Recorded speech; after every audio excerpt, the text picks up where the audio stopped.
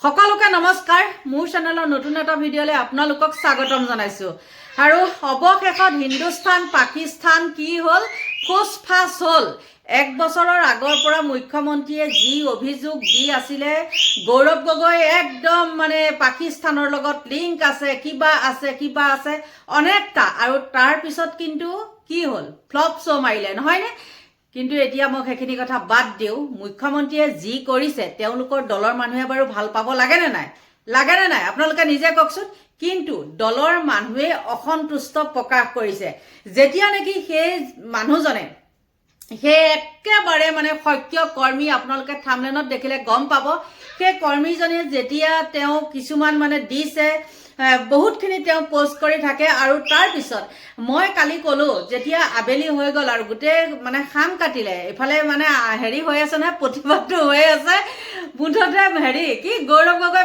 মুদ্ৰাবাদ আকৌ সেইখিনিয়ে আকৌ কয় কি গৌৰৱ গগৈ জিন্দাবাদ কি জমনি হৈছে কালি কিন্তু এজন কৰ্মী আৰু সেই কৰ্মীজন আপোনালোকে চিনি পায় তেওঁ মই ভিডিঅ' দি থাকো আৰু তেওঁ মই কালি কলো এটা মই কমেন্ট কৰিলো হেৰা তুমি এটা কাম কৰাচোন তুমি এটা লিখা পোষ্ট এটা নিলিখা কিয় ইমান এটা ভাল হেৰি মই শৰ্টকে লিখিছো ইমানখিনি কোৱা নাই মুঠতে তুমি এটা লিখা বুলি কলো আৰু যিয়ে নহওক মোৰ অনুৰোধে হওক বা তেওঁ নিজৰ মগজুৰে হওক তেওঁ এটা সুন্দৰকৈ পোষ্ট লিখিলে আৰু মই এখিনিতে কওঁ তহতে মুখ্যমন্ত্ৰীক যিসকল ধেমা ধৰাই মুখ্যমন্ত্ৰীক তহতে পুকৰ ধুৱাই থাক তাত আমাৰ ক'বলগীয়া একো নাই কিন্তু অসমীয়া হিচাপে আমিও লাজ পাওঁ ক'ত লাজ পাওঁ জাননে যেতিয়া পুকৰ ধুৱাই সেই পুকৰ ধোৱা হাতখন তহতে শুঙি চাবলৈও এৰি দিয়া নাই তেতিয়াহে আমাৰ কিন্তু লাজ লাগে আৰু সেই কথা আমি অসমীয়া হিচাপে কমেই যিটো বেয়া দেখিছো সেইটো কমেই মানুহ যায় পুকৰ ধুৱাই দিয়ে বেমাৰ আজাৰ হলে মানুহে পুকৰ ধুৱাই দিয়ে সেই বুলি পুকৰ ধোৱা হাতখন আমি শুঙি নাচাওঁ আৰু সেই শুঙি নোচোৱা যিসকল আজিকালি প্ৰায় শুঙি চায় যিসকল বিজেপি কৰ্মী প্ৰায়খিনিয়ে কি কৰে মুখ্যমন্ত্ৰী পুকৰ ধুওৱাৰ পিছত তেওঁলোকে শুঙি চায় কিন্তু এইজন যুৱকৰ কথা একে সম্পূৰ্ণ বেলেগ তেওঁ ইমান সুন্দৰকৈ কিছুমান বিশ্লেষণ কৰিছে সঁচাকৈ আপোনালোকৰ যদি ফ্ৰেণ্ডত আছে আপোনালোকে গম পাব যদিও নাই নাজানো আৰু ময়ে কৈ দিওঁ আৰু সেইখিনি কথা তেওঁ যিখিনি লিখিছে সেইখিনি কথা একেবাৰে নুই কৰিব নোৱাৰি আৰু সেইকাৰণে কৈছো বিজেপি কৰ্মী হলে তেনেকুৱা কৰ্মী হ'ব লাগে আৰু এনে কিছুমান ধেমা ধৰা ফকতীয়া তেনেকুৱা কৰ্মী হৈ পেলাই লাভ নাই বন্ধু বান্ধৱীসকল আপোনালোকে চাগে ক'ব পাৰে বোলে এই মানুহজনীৰ লগত এই মানুহজনৰ কিবা হেৰি আছে মানে আমি কথা বতৰাও নেপাতো কিন্তু কেতিয়াবা মানে তেওঁ ভিডিঅ'বিলাক বা তেওঁ কি পোষ্ট কৰিছে সেইবিলাক সকলোখিনি কিন্তু চাই থাকো দেই নোচোৱাকৈ নাথাকো আৰু আজি অকল ময়ে নহয়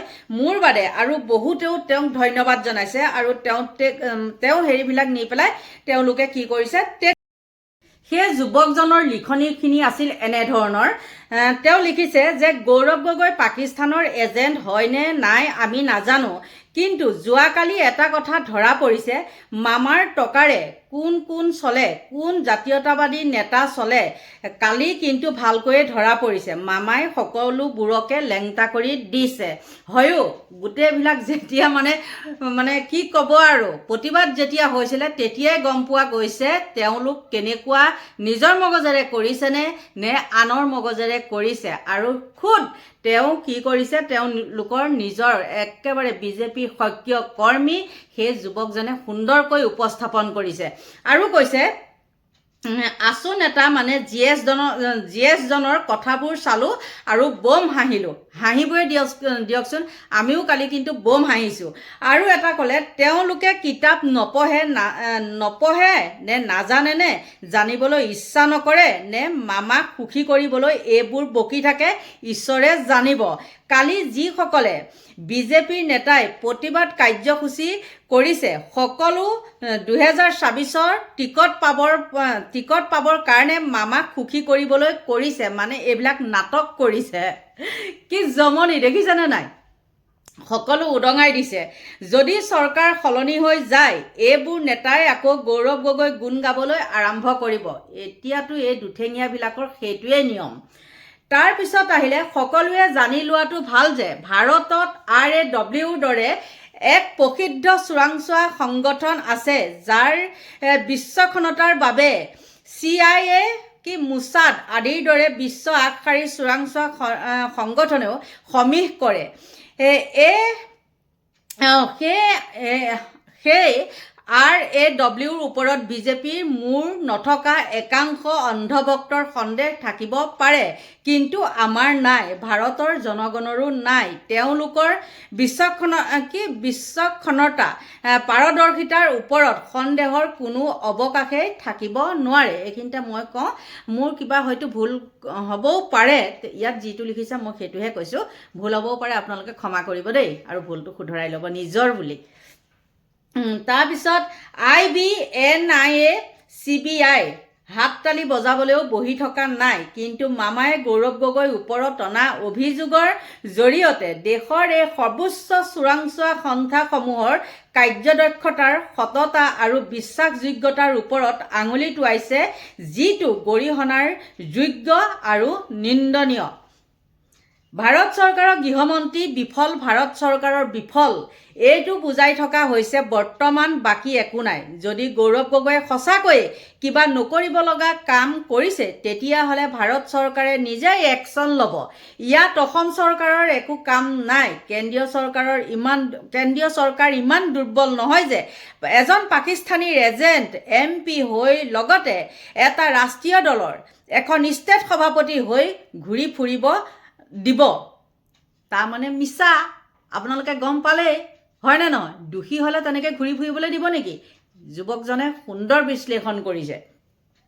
মামায়ে যিদিনা প্ৰথম এই অভিযোগ উত্থাপিত কৰিছিল, সেইদিনাই মই লিখিছিলোঁ যে এইবোৰ নাটক বাদ দে, একো নহয়।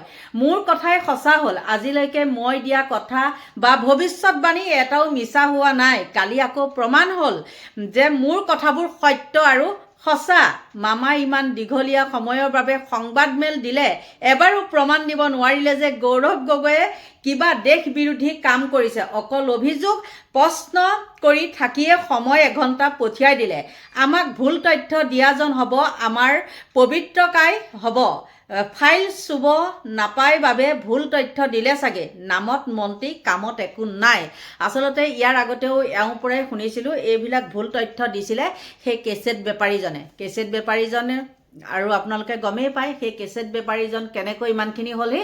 জুবিন গাৰ্গৰ কাৰণে ইমানখিনি হ'ল। জুবিন গাৰ্গৰ নেগুৰত ধৰি আহি পেলাই তেওঁ ইমানখিনি হৈছিলেহি, আৰু তেওঁ এতিয়া মানে চলে বলে কৌশলে মুখ্যমন্ত্ৰীক যিকোনো প্ৰকাৰে মানে হাতৰ মুঠিত ৰাখি পেলাই তেওঁ এইবিলাক মিছা ভুৱা তথ্য কিছুমান দি পেলাই মুখ্যমন্ত্ৰীক আজি সকলো জনসাধাৰণৰ মাজত প্ৰতিপন্ন কৰালে। মুখ্যমন্ত্ৰী আজি মুখখনেই মানে বেলেগ হৈ গৈছে, কিবা টেঙা মিঠা কৰি আছে মুখ্যমন্ত্ৰীয়ে, নিজে ক'ব পৰা নাই চাগে। আৰু মুখ্যমন্ত্ৰীয়ে চাগে নিজৰ পত্নীৰ পৰা কিমান গালি খাইছে সেইটো ভগৱান জানে। তাৰপিছত আহিলে গৌৰৱ গগৈক জেৰা নকৰাকৈ কি তদন্ত কৰিলে অসম আৰক্ষীয়ে? নাক কাণ কাটিলে অসম আৰক্ষীয়ে। অসম আৰক্ষী বিফলভাৱে কেন্দ্ৰলৈ তদন্তৰ ভাৰ দিলে মামাই। গৌৰৱ গগৈ পাকিস্তান গৈছিল, থাকিছিল, সেইবোৰ গৌৰৱ গগৈ আগতেই ক'লে। তো সেইবিলাক সঁচাকৈ বহুত ধন্যবাদ দেই অজিত, তোমাক একদম বহুত ধন্যবাদ। আগতে ক'লে, কিন্তু ISI প্ৰশিক্ষণ লৈছিল কৈছে মামাই, সেয়া প্ৰমাণ লাগে আমাক। সংবাদমেলখন আশা কৰা ধৰণে নহ'ল, খং উঠিছে গৌৰৱ গগৈলৈ। কিয় ইমান মৰম মামালৈ মানে দেই? মামাক অনুৰোধ কৰিছোঁ এইবোৰ বিতৰ্ক এৰি উন্নত কাম কৰাত মন কৰক। নিৰ্বাচন আহি আছে, এইবোৰ ক'লে অসমৰ জনতাই বেছি বেয়া পোৱা হ'ল অসমৰ বিজেপিক। উন্নয়ন কৰিছে, হেৰিকেইখন বনোৱা নাই জানো? গুৱাহাটীত দলংকেইখন বনোৱা নাই জানো? দলংকেইখন বনাইছে, হৈ যাব। দলংকেইখন বনাইছে, দলঙৰ তলত মোটা ঘৰ এটা দিছে, হাগিবলৈ দিছে। মোটা ঘৰটোত মুতিলে 10 টকা, হয় নে নহয়? পাৰ্কিঙৰ নামতো আছে, এখন ব্ৰিজৰ তলত 3-4টাকৈ মোটা ঘৰ আছে। গতিকে আৰু কি উন্নয়ন লাগে? কিন্তু জাম হয়, কিবা হয়, এক্সিডেণ্ট হয়, সেইবিলাক আমাৰ দৰকাৰ নাই। মুঠতে আমাক লাগেহে কমিশ্যনটো, হয় নে নহয়? তাৰপিছতে লিখিলে 2021ৰ পৰা 2016 2012ৰ পৰা 2016লৈ যিদৰে এতিয়া কংগ্ৰেছৰ 15 বছৰ চৰকাৰখনক সকলো ৰাইজে গালি পাৰি আছিল, ছ'চিয়েল মিডিয়াত কোনো দলৰ সদস্য নোহোৱাকৈ নিজৰ পকেটৰ পইচাৰে কাম কৰি আছিল, আজি তেনেকৈ গোটেই অসমৰ মানুহে আজি বিজেপিক গালি পাৰিব আৰম্ভ কৰি দিছে অকল মামা ভুলৰ বাবে। হয়ো দেই, লাজ পোৱা নাইনে বাৰু? ইমান বেয়া কমেণ্ট আহিছে অ' ভগৱান ইছৰাম। এটা যদি ভাল কমেণ্ট আহিলে হয়। আৰু বিজেপি IT চেলৰ এসোপাই কি কৰিছে নাজানো আৰু ইছৰাম, তেহেঁতেও চাগে লাজ পাইছে, লাজ পাই পেলাই একদম টোপাই বুৰ মৰা বুলি কয় যে, টোপাই বুৰ মাৰি আছে চাগে। তাৰপিছতে কৈছে 2026ত আকৌ বিজেপি নাহিলে আমাৰহে বিপদ হ'ব, কাৰণ ডাঙৰ নেতাসকলে দল সলনি কৰিব পাৰিব, আমি নোৱাৰোঁ দল সলনি কৰিব, কাৰণ এইবিলাক হ'ল যিসকল মানে হেৰি হয়, তেওঁ যে ক'লে যে ডাঙৰ নেতাবিলাকে পাৰিব, সেইবিলাকৰ কোনো হেৰি নাই, এইটো আচলতে ৱেট বোলা বস্তুটো নাই, আজি এইটো দলত কাইলৈ সেইটো দলত তেনেকেই পাৰিব। আৰু এজন হেৰি বাৰু সেইটো মই পিছৰ ভিডিঅ'ত দিম। গতিকে অজিতে যে কৈছে সেই কথাখিনি একদম মানে বৰ সুন্দৰকৈ কৈছে, আৰু কথাখিনি তেওঁ যিখিনি কথা কৈছে সেইখিনি একদম সুন্দৰ বিশ্লেষণ বুলি মোৰ মনে কয়। আপোনালোকৰ মনে কয় নে নকয় নাজানো। আৰু তেওঁৰ নামটো অজিত সোণোৱাল, আপোনালোকে চাবচোন আৰু আপোনালোকে ফ'ল' কৰিব দেই, তেওঁৰ পৰা বহুত জানিবলগীয়া কথা আছে। আৰু মই ভিডিঅ'টো যেতিয়া মই দিম তেওঁৰ পৰা মানে হেৰি কৰোঁ আৰু যে আজি মই ভিডিঅ'টো বনাম দেই বুলি মই তেওঁৰ পৰা পাৰ্মিশ্যনটো লওঁ। গতিকে বন্ধু বান্ধৱীসকল, আমাক লাগে এনেকুৱা নেতাহে, হয় নে নহয়? বিজেপিয়ে হওক, কংগ্ৰেছেই হওক, ৰাইজৰ দলেই হওক, যেনেকুৱাই নহওক কিয় আমাক সত্যবাদী নেতা লাগে। ভুলটো ভুল, শুদ্ধটো শুদ্ধ, সেইটো ক'ব পৰা বা সেইটো সৎ সাহসেৰে মানুহৰ আগত দাঙি ধৰিব পৰাটোহে হ'ল প্ৰকৃত নেতা। গতিকে বন্ধু বান্ধৱীসকল, অজিত সোণোৱাল সঁচাকৈ বহুত ধন্যবাদ। আৰু সেইকাৰণে মই কৈছিলোঁ, মই যে আগত যে কৈছিলোঁ নেতা হ'লে এনেকুৱা হ'ব লাগে, তহঁতে পোকৰ ধোৱা, মেখেলা ধুৱ, যি ধুৱ ধুই থাক, কিন্তু তহঁতে সেই মেখেলা ধোৱা পানীখিনিও যদি চলুৱে খাওঁ, পোকৰ ধোৱাৰ পিছতো যদি তহঁতে কি কৰ, হাতকেইখন শুঙি চাওঁ কেনেকুৱা টেষ্ট আছিলে বুলি, তেতিয়াহ'লে দেশ ৰখা তলে। আৰু ধন্যবাদ, আকৌ পুনৰবাৰ কৈছোঁ অজিত সোণোৱাল, তোমাক বহুত ধন্যবাদ। তোমাৰ ভৱিষ্যত উজ্জ্বল কামনা কৰিছোঁ, আৰু মোৰ ভিডিঅ'টো ইমানতে সামৰণি মাৰিছোঁ। Bye bye.